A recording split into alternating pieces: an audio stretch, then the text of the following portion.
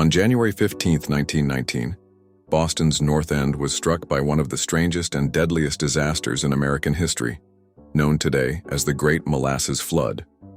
It began with a massive steel tank owned by the Purity Distilling Company.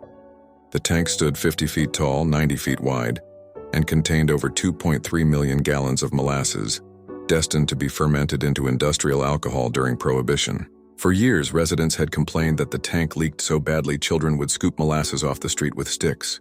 The company ignored it. At 12:40 p.m., the tank ruptured. A thunderous boom echoed through the city, followed by a wall of molasses 25 feet high, moving at nearly 35 miles per hour.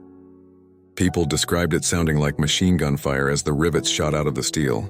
The sticky wave tore through the streets, leveling buildings, toppling rail cars, and shoving the elevated train tracks off their foundations. Horses were sucked into the sludge, and pedestrians had no chance to outrun it. In total, 21 people were killed and over 150 were injured. What made it even worse was how molasses behaves. Unlike water, it thickens as it cools. On that cold January afternoon, the warm molasses from inside the tank quickly hardened into a viscous trap.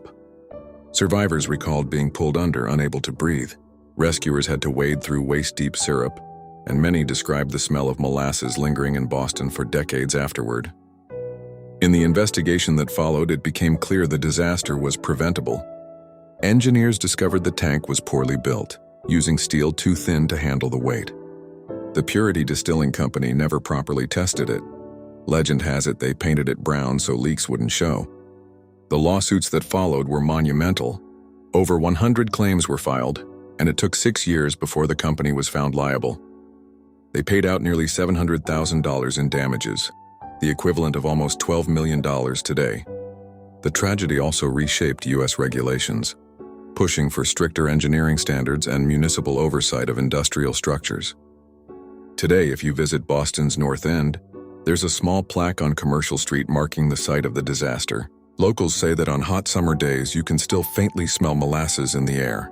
It sounds like folklore, but it's entirely true. The Great Molasses Flood was not only one of the most bizarre industrial accidents in American history, it was a turning point in how we demand accountability from corporations.